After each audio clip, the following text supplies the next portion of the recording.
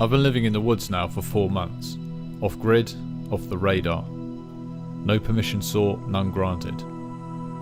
It was whilst I was still struggling to find myself within the walls of Babylon that I sowed the seeds of intention that grew into this idea, and in February of this year bore fruit when I finally made the leap to living off grid.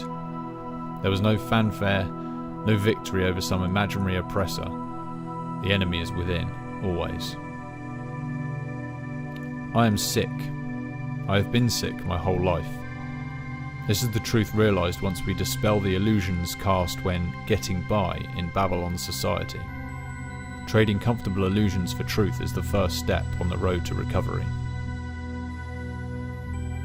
Building this place and documenting it on YouTube is the most tangible aspect of my healing journey.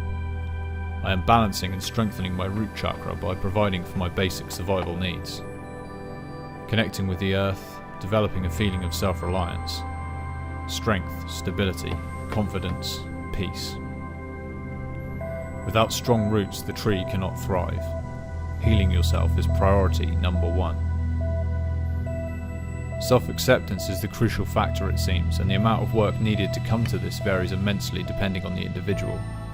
Some of us, it seems, just aren't going to find it within the insane asylum we call modern Western society. Certainly not playing by a set of rules that sometimes seems were purposely written to keep us from discovering our true selves. So we learn to make our own rules. And assuming we don't get dragged back down into the muck by Babylon's constant preying on our lower nature, we can become a homing signal for others on a similar path. The people I've met in the past 2.5 years reflect to me the epic personal changes I've undergone because I refused point blank to accept the position of worker drone in the hive. Because my higher self said, no way, fuck that, we're destined for something else.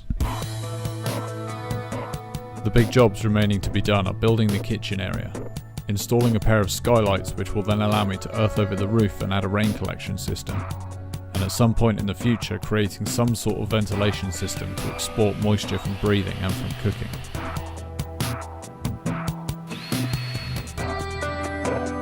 The recent hot dry weather has been a gift. The first month or so here taught me some tough lessons, exposing the flaws in my design. I can now work towards solutions.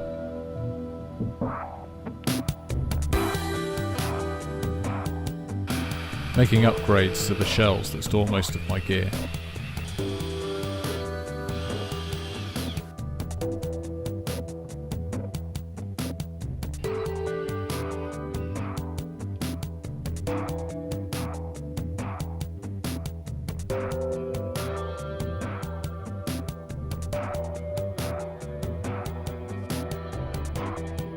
I have finally finished cutting and importing my window frames, which now require assembly.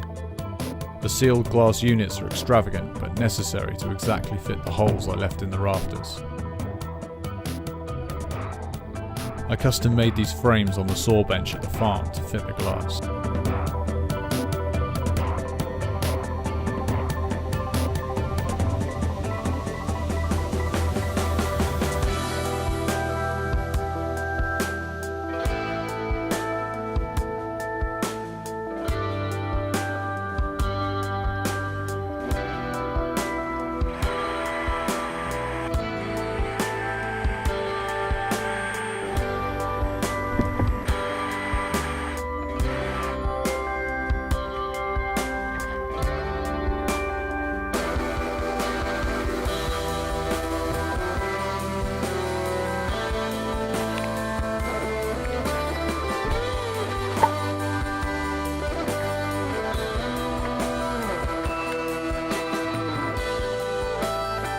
The frames are 8 inches deep in total, giving me a fair depth of earth over the roof when I reach that stage. Hopefully this will be enough to give some insulation to the main room.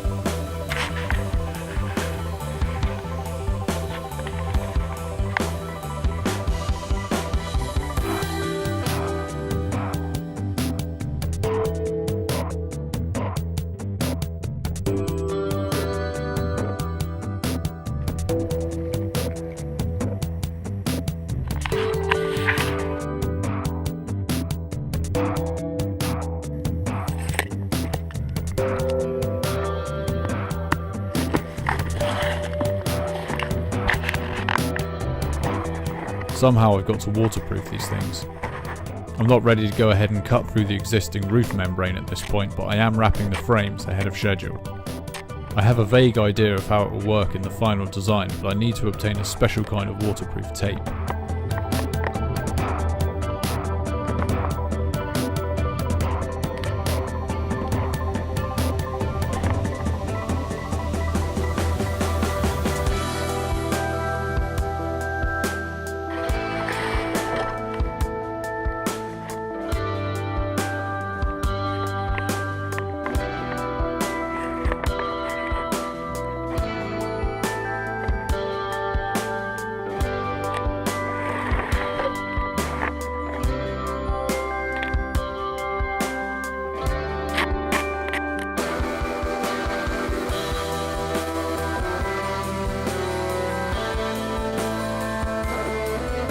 This will all be hidden by earth once complete.